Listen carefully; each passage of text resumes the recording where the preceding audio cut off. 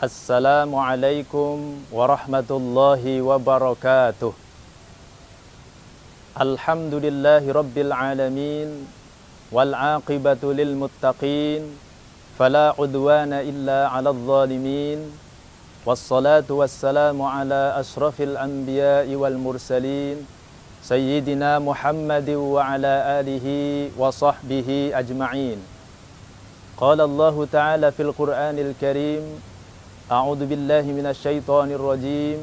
Bismillahirrahmanirrahim.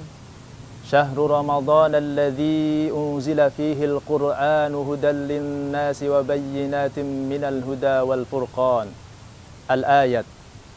Shadaqallahul azim. Amma ba'du.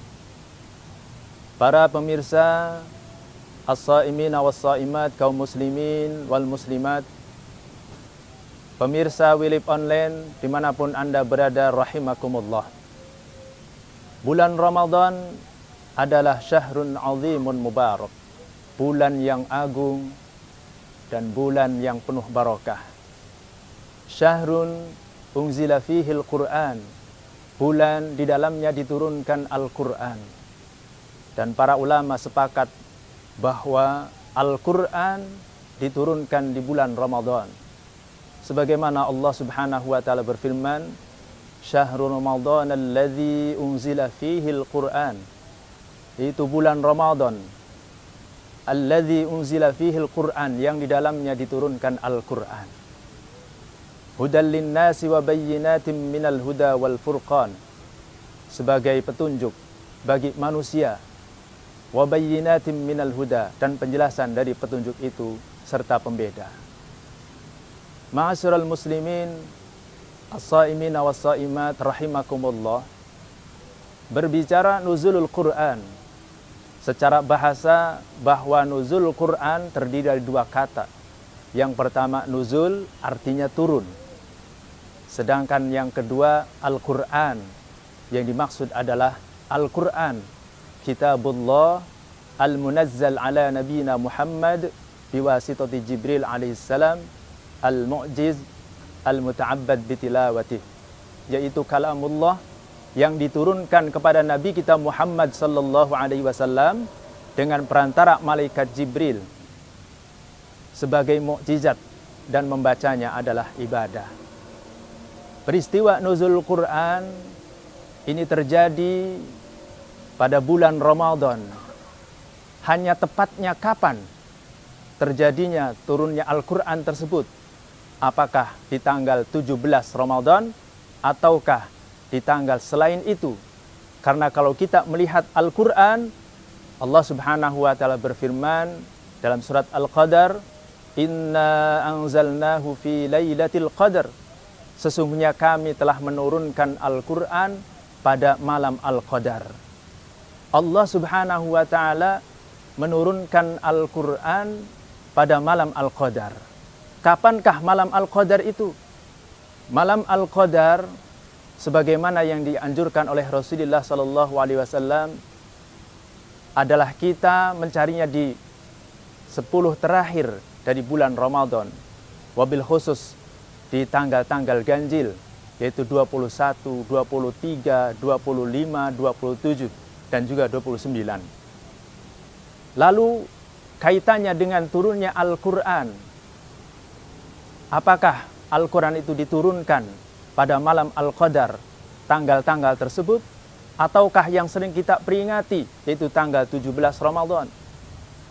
Dalam hal ini, Profesor Quraish Shihab dalam tafsir Al-Misbah, beliau menjelaskan bahwasanya turunnya Al-Quran ini terjadi dua macam.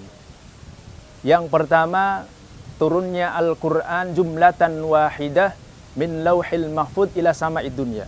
Turunnya Al-Quran dari lauhil mahfud secara sekaligus ke langit dunia. Nah, ini yang diisyaratkan di dalam surat Al-Qadar tersebut, yaitu dengan menggunakan anzalna. Inna anzalnahu fi lailatul qadar. Sesungguhnya kami telah menurunkan Al-Quran pada malam Al-Qadar. Yang dimaksud adalah Al-Quran diturunkan jumlatan wahidah min lauhil mahfud ila sama'id dunya. Baru kemudian Al-Quran diturunkan min sama'id dunya ila Rasulillah sallallahu alaihi wasallam. Dari langit dunia kepada Rasulullah sallallahu alaihi wasallam secara bertahap. Dan ini terjadi pada tanggal 17 Ramadan. Dan itu yang diisyaratkan dalam surat Al-Anfal ayat 40. Wa ma anzalnahu ala abdina yaumal furqan yaumal taqal jam'an. Dan apa yang telah kami turunkan kepada hamba kami, yaitu pada harinya Al-Furqan, pada harinya Al-Quran, yaitu Yaumal Taqal Jam'an, pada hari bertemunya dua pasukan besar. Dan yang dimaksud dua pasukan besar itu adalah peristiwa Badar, bertemunya pasukan kaum muslimin dengan kaum kafir dalam perang Badar. Ma'asyiral muslimin rahimakumullah, sehingga dengan demikian maka Al-Quran sesungguhnya diturunkan min sama'id dunya, dari langit dunia kepada Nabi Muhammad secara bertahap, munajjaman, dan sesuai dengan peristiwa yang terjadi. Yang jelas Al-Quran sudah diturunkan, Al-Quran sudah ada di hadapan kita. Maka kita sebagai umat Nabi Muhammad SAW hendaknya menjadikan Al-Quran sebagai pedoman hidup kita. Kita bumikan Al-Quran. Setidaknya kita umat Nabi Muhammad SAW selalu membacanya, mentadabburinya, dan kemudian kita berusaha untuk mengamalkan isi kandungan dari Al-Quran itu. Baru itu yang disebut dengan mengimani Al-Quran. Minimal kita membaca Al-Quran, jangan sampai kita tinggalkan. Wabil khusus di bulan Ramadan ini, bulan diturunkannya Al-Quran, kita tingkatkan semangat untuk tilawah Al-Quran, bermuamalah dengan Al-Quran. Sebagaimana para ulama salafus sholihin, ketika Ramadan datang, mereka sibuk dengan Al-Quran. Al-Imam Syafi'i rahimahullah, ketika Ramadan, beliau menghatamkan 60 kali. Begitu juga Imam Abu Hanifah dan imam-imam yang lainnya. Maka seyogianya kita juga di bulan Ramadan bisa menghatamkan Al-Quran. Kalaupun tidak bisa, kita membacanya sesuai dengan kemampuan kita. Karena membaca Al-Quran itu pahalanya berlipat-lipat ganda.